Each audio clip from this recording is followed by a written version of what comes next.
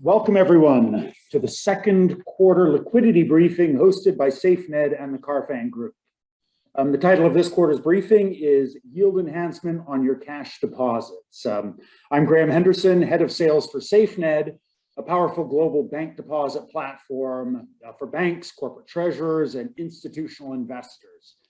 Our co-host today is Tony Carfang of the Carfang Group, who are consultants in treasury, payments, and the liquidity space. Again, this morning, I'm not going to take up much more time on introductions as we have a very full agenda. Tony and I are going to be discussing a few very timely topics, including corporate cash, giving an overview and an outlook there, bank deposits, again, an overview and an outlook. Tony has his senior banker outlook, which is a panel results that he's going to share with you. We're going to cover some inflation and rates, obviously a very topical conversation right now. And finally, the Safened solution. Here we go. Very good. Corporate cash. There's a lot of corporate cash in circulation. And currently, it's approximately $4 trillion in terms of U.S. corporate cash. It's been relatively stable at that level now for 7 consecutive quarters. But as you can see from the chart, corporate cash is well above the 20-year trend line.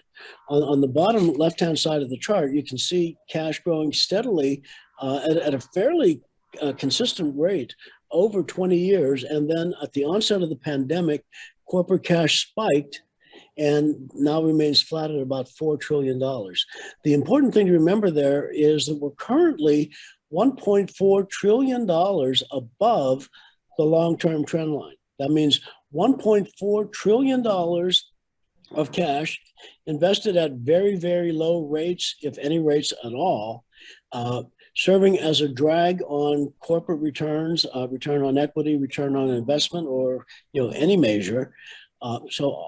And that is not a sustainable situation. So it's our sense over time that we're going to see some reversion back to the trend line. What's kind of ominous from an economic growth standpoint is on the right-hand chart, we see corporate cash as a percentage of U.S. GDP, still hovering at about 17%. That's 5 percentage points higher than the long-term trend line. And that represents a huge drag on growth. Conceivably, as rates rise, we'll see some of that cash being redeployed. We certainly expect that. Now, if we look below the surface here a little bit, we see some interesting trends. First of all, in terms of how this corporate cash is invested, fully 50% is in currency and checkable deposits. That is, half of all cash is sitting either in currency or in bank checking accounts. That's unprecedented. Less than 10% is in time deposits, about 16% in money market funds. And we're going to talk about those 3 in a little bit. The remaining 25% or so is in direct instruments, primarily the province of larger companies who are investing directly in government securities, commercial paper, or other instruments like that. But now, let's take a deeper dive into this. And if we on the left-hand side, we can see that checkable deposits in currency as a percentage of corporate cash had been growing steadily from about 35% up to 50%, and we probably peaked at that level. I mean, it's hard to imagine, particularly with rates rising, if we move off of the zero interest rate area there. A lot of this cash, we think, is likely to be deployed. On the other hand, if you look at the chart of time deposits as a percent of total cash, that's been relatively flat for going on 8 years now, range bound in the 7 to 9% range. You would think that if rates start to rise, companies will be moving checkable deposits into the time deposit category, or perhaps even into money market funds, and we should start to see some fairly significant movements. A lot of money on the sidelines could be put in motion as rates rise. And money market funds are an interesting case in point. as you can see on the next chart, money market funds were flat, at about 27% of total corporate cash. That they were a major corporate cash vehicle, and then as a result of some regulatory changes in 2016, they fell sharply and are now down, in the 16, 17, 18% range. The blip there is during the quarter in which the pandemic took hold, and then there was a massive flight into treasury and government money market funds, which ultimately reversed itself as well. Although we've now seen in the past 2 quarters a pickup in money market funds as a percentage of corporate cash, and I think that's clearly the result of some short-term rate increases that are reflected more quickly in money market mutual funds than they are in bank deposit rates. So I think the key takeaway in terms of corporate cash is that it's an all-time high of $4 trillion. We think that's about 1.4 trillion more than the long-term trend line, more than companies probably need on their balance sheet, and ultimately will be deployed back into the market. So stay tuned, future corporate cash briefings, and I think we're going to see a nice illustration of a lot of money in motion over the next couple of quarters.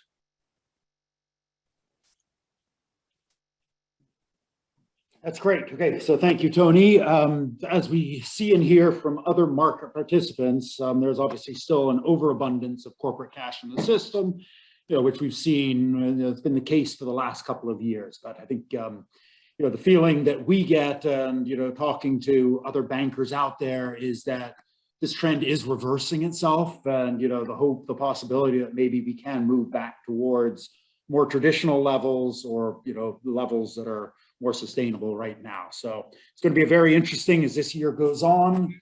Potential rate rises, Fed making their moves. So let's see how that dynamic plays out. Hopefully it plays out that our technology space, our solution, grows in popularity, grows in interest to some of these partner banks out there that we've been talking to. So now let's explore further by looking at the dynamic of the bank deposit space. I'm especially interested in your observations on interest-bearing, non-interest-bearing deposits, and also the brokered versus non-brokered deposits. Love to hear what you see and what you're thinking about that. Thanks, Graham. So there's a lot going on in the bank deposit space. 11.7% growth in overall domestic deposits last year, now in excess of $18 trillion, which is far and away the largest component of the U.S. money supply. Again, during the pandemic, we had a 23% surge in bank deposits over the course of 2020. That number was cut in half to 11.7%, which is still a blistering pace. 11.7% growth in already swollen bank deposits. We're basically up by a third in a 2-year period.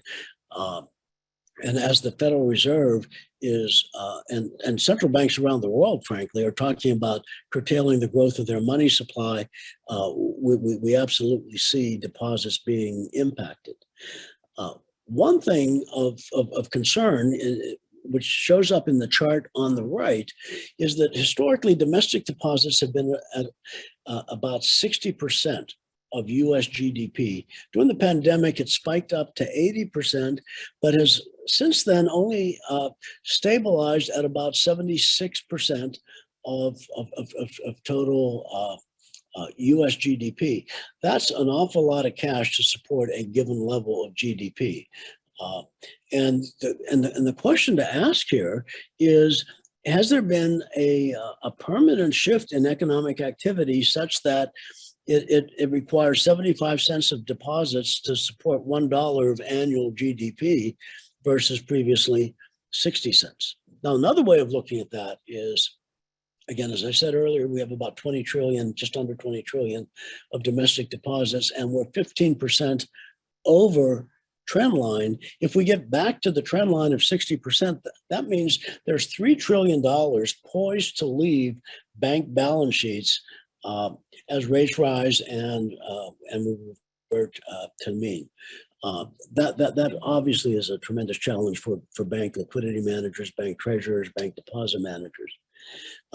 But as ominous or as concerning as that might be, looking below the surface, we actually see a couple of other things that we think are really important to point out on today's call. And the first one we want to look at is, over time, the annual growth rates of some monetary aggregates.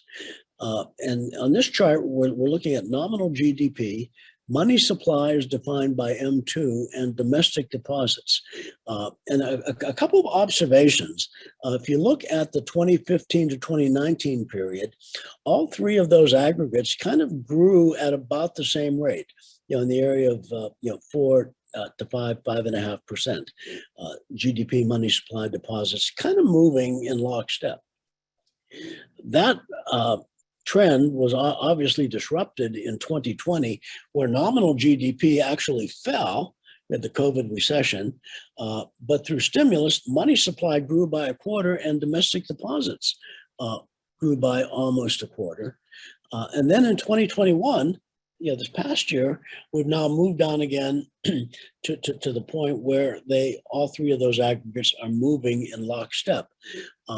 It's kind of an interesting relationship, and I point this out because these statistics are readily available to you, and if you want to try to get a sense of what might be going on in the market for deposits or in the economy in general, looking at one of these aggregates might give you an interesting sense of what's going on in the other.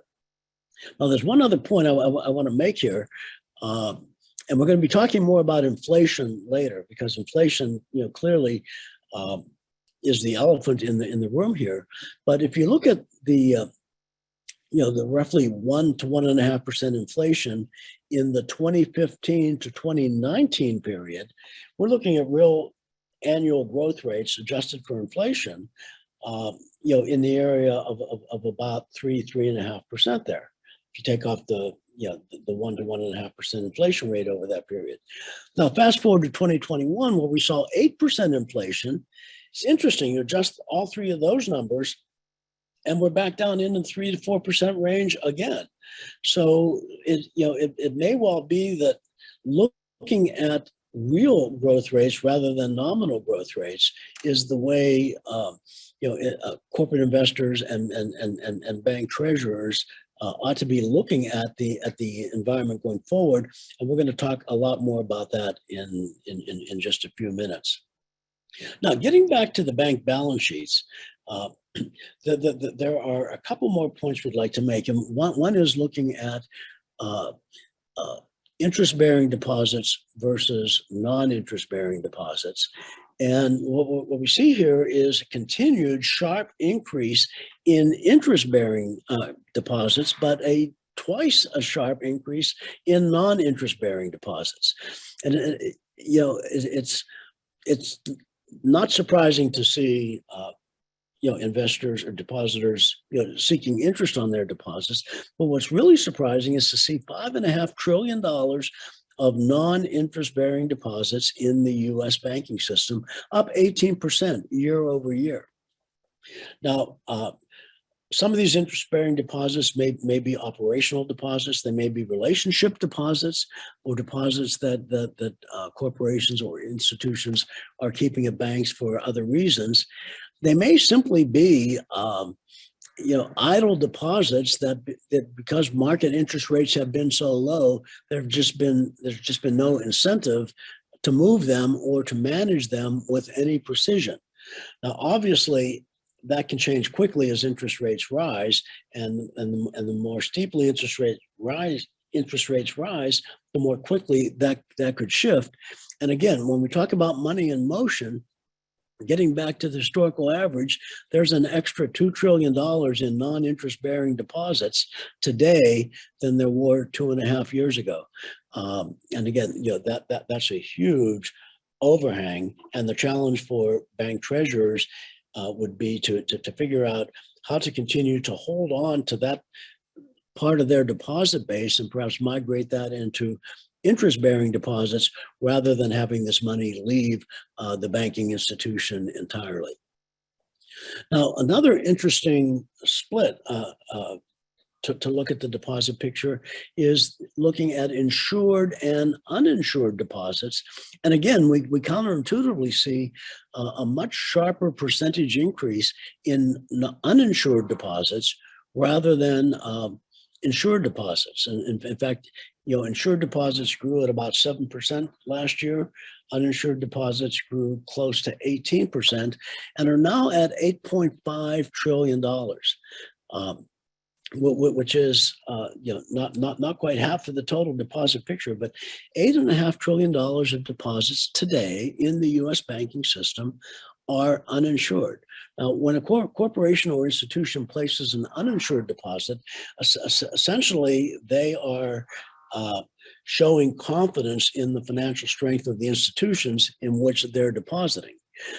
However, should for any reason, some external factor impacts the profitability of a bank or the banking system, these could be subject to flight very, very quickly. And to see the number at $8.5 trillion when it was only $5 trillion 2.5 years ago tells us, again, there's $3.5 trillion that is not locked in, something that deposit managers ought to be concerned about. Corporate depositors who are placing uninsured deposits ought to be doing some tight credit screening of the banks.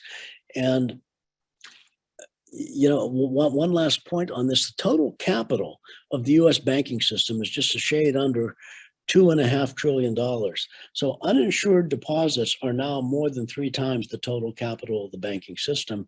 And again, it's our sense that that is not sustainable. So again, we're expecting a lot of money to move. Now, the final category we want to talk about is one that has showed a huge decrease, and that is in brokered deposits, down almost 50% year over year. We think that this is largely due to an interpretation by the FDIC that allows banks to reclassify technology-sourced deposits and move them out of the brokered deposit category. And I think that speaks to the FDIC's recognition that technology-sourced deposits are really a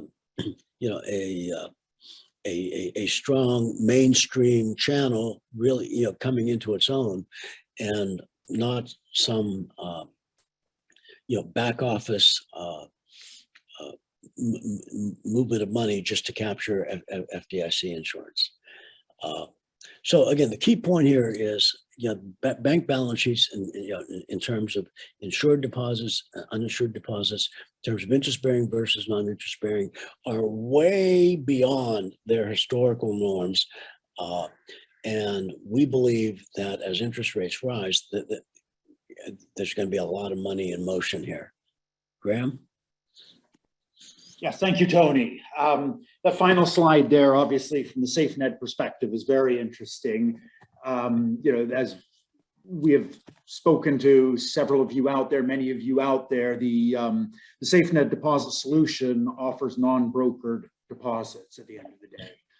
We engaged outside counsel to review our platform, all of our processes, and they came back with the opinion that deposits sourced through our platforms are indeed non-brokered. Of course, helping out our partner banks, they're not having to classify them as brokered and the treatment that goes with that.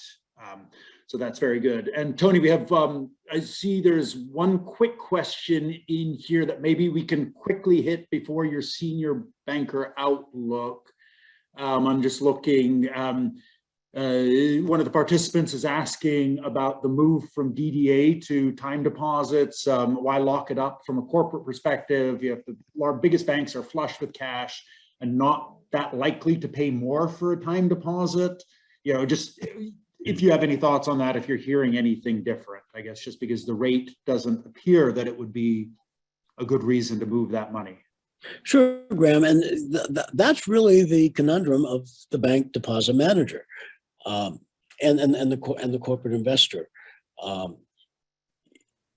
Can you get any interest and any increase in your interest earnings by terming your deposit out a little bit longer? Right now, that's minuscule. Although we're beginning to see. Banks really haven't paid up more for term deposits, but some of the rates on money market funds are starting to move up, so that represents an alternative. Plus, in addition, the Federal Reserve is now paying 40 basis points on overnight reserve deposits. So there may be some small opportunity. The question is, and I think the answer is yes, will there be larger opportunities the longer you wait? And I think that's true. So the real trade-off here is how long do you wait before you start terming out some of your demand deposits? Okay. Some people are going to look brilliant in the near future, and some people are going to be kicking themselves, I think, because we are in unprecedented times. So. Well, and that's a great segue, Graham, into the senior banker outlook. At the beginning of every year, we do our state of commercial deposit survey, and we talk to 20 senior bankers, both in the U.S. and offshore, primarily but not exclusively of larger banks.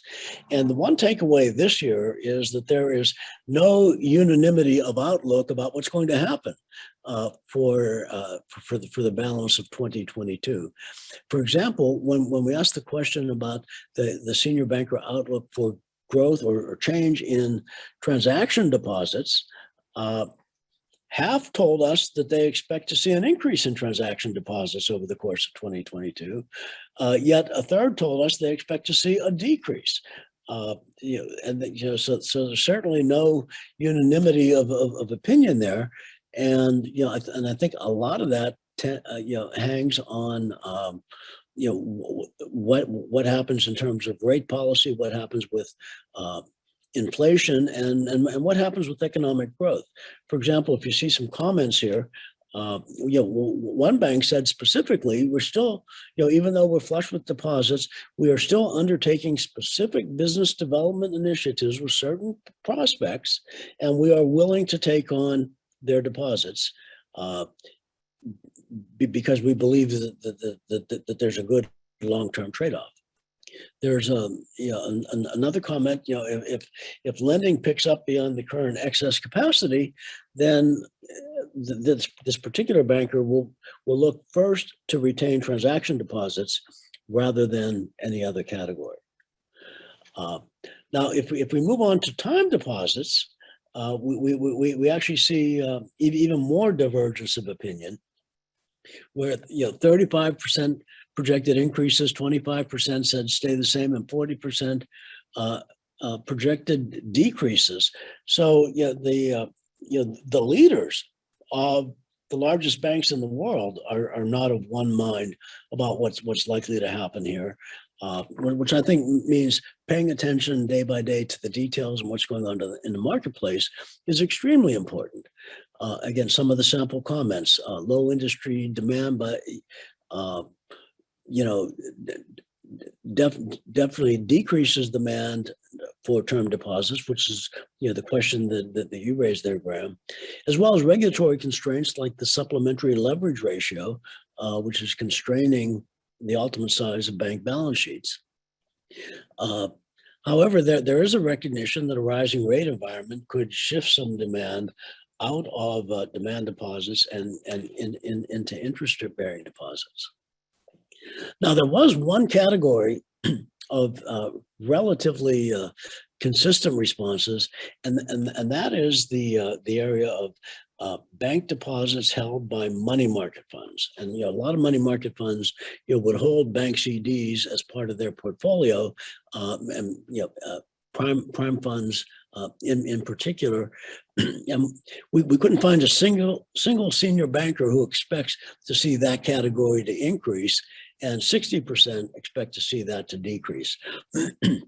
I think that there's a real simple answer to this, and that is, the Federal Reserve's overnight reverse repo program is paying a very favorable rate, and that's much more attractive to a money market mutual fund than any bank deposit. So at least in the short run, and while the RRP is above, what a bank is offering on CDs or term deposits, we would expect this source of funds for banks to completely dry up. Now, if we move further and look at FDIC insured deposit programs, which are primarily retail programs, although there are some corporate and institutional programs, most plan to maintain, and about a third plan to decrease. And the sentiment that we received here is simply that there's a lot of cash in the system, and that there's simply no need to go out and gather retail deposits on which the bank has to administer and obviously pay FDIC insurance premiums, and with excess liquidity in the system, there's not a tremendous need for that. Now, one interesting category are third-party technology-sourced deposits, and what's interesting is, so this is the category that the FDIC about a year ago said could be under certain conditions reclassified so that they would no longer suffered some of the penalties imposed on brokered deposits, which would make them much more attractive to banks.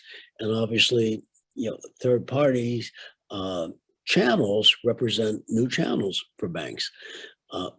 And about a quarter of the bankers that we spoke with expect this category to increase, 45% decrease, and about 30% stay the same. What's really interesting, though, below the surface, and we can't put up a chart on this, but that the bar that says increase are generally the largest banks that participated in our survey, whereas the decreases came from smaller banks.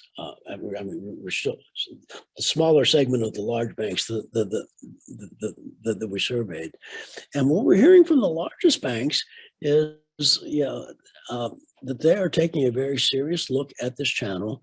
They see fintechs who are sponsoring these programs coming into their own. These are actually direct verbatim quotes.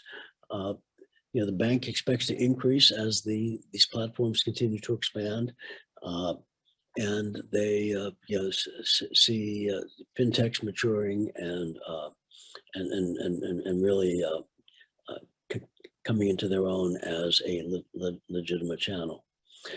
So by and large, as we look across the senior banker landscape, except for the fact that reverse repo is disintermediating interest-bearing deposits from money market fund, there's not a lot of unanimity here in terms of the outlook.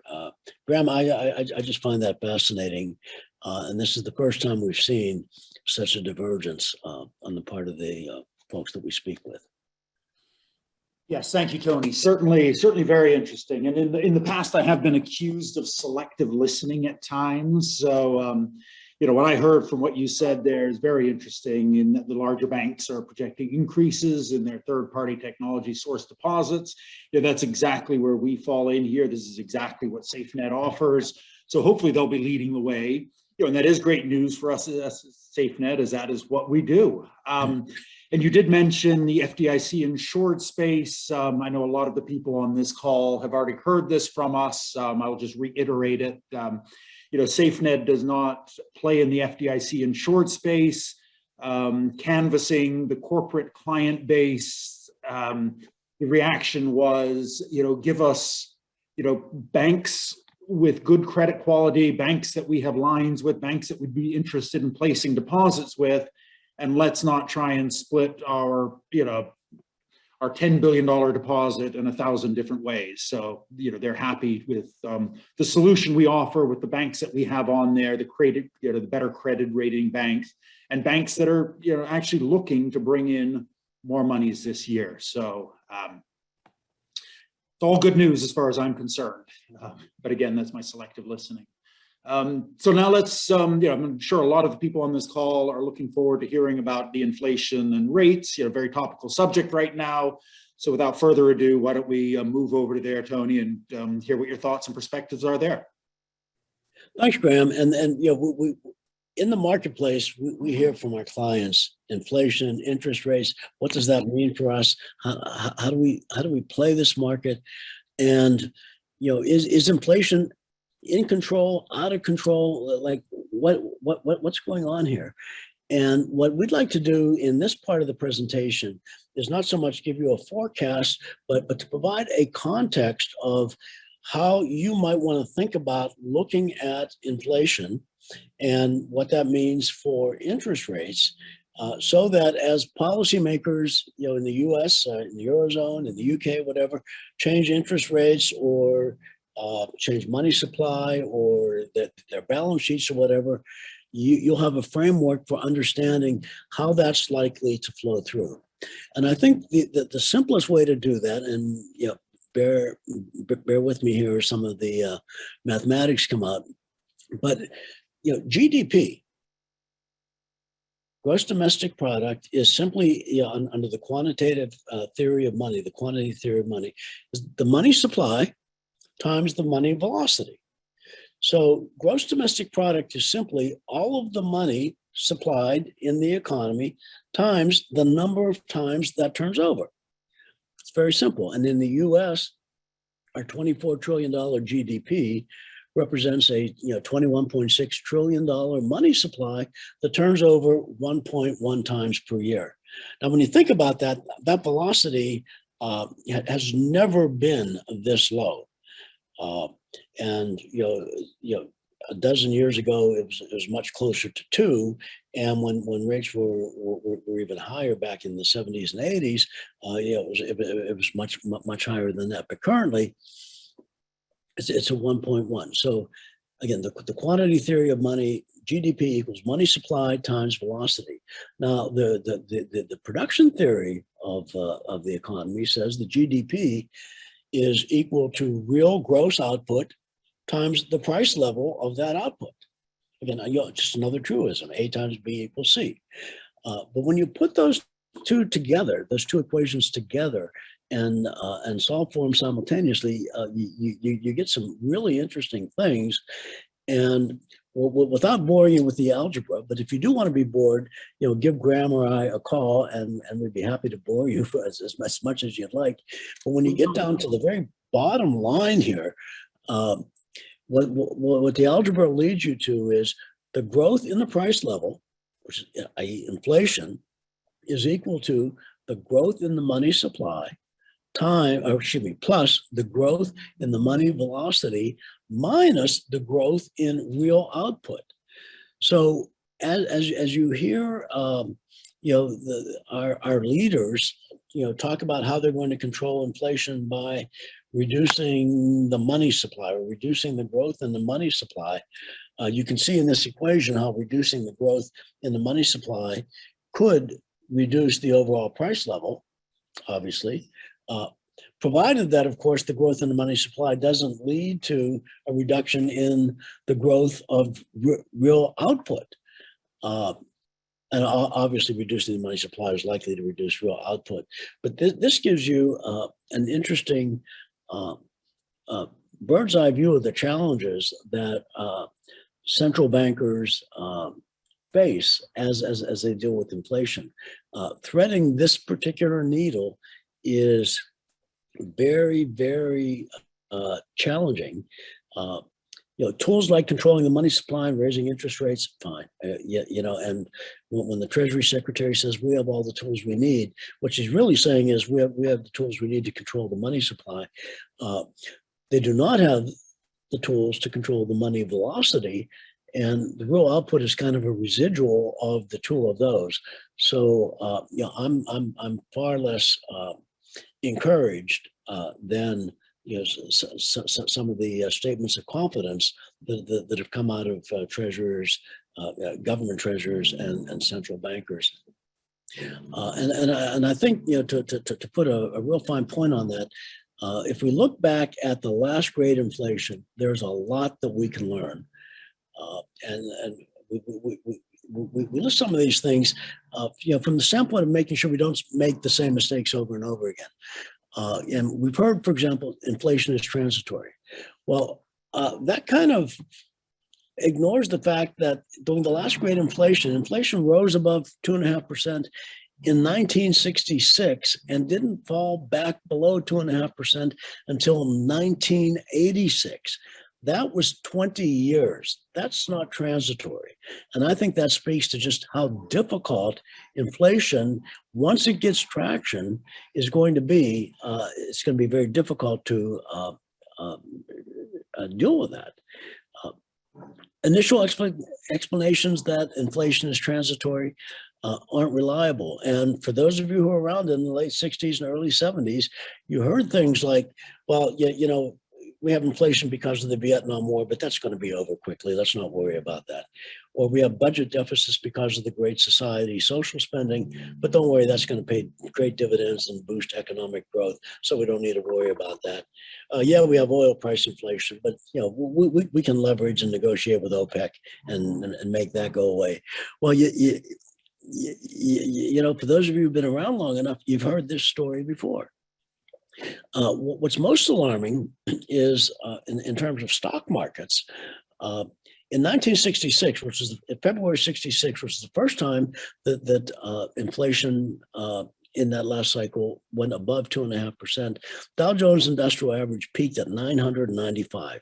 Everyone's like, when are we going to break 1,000? When are we going to break 1,000? Adjusted for inflation, we broke 1,000 in 1995. 29 years later. Now, the Dow was actually at 4,700, but the dollar had fallen to 22 cents from $1 because of the inflation in the ensuing period.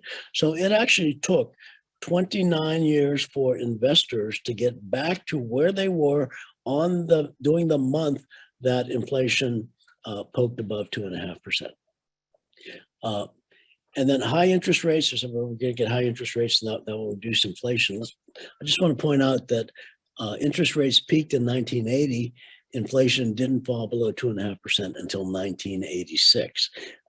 Once inflation gets traction, it is really hard to move and eradicate.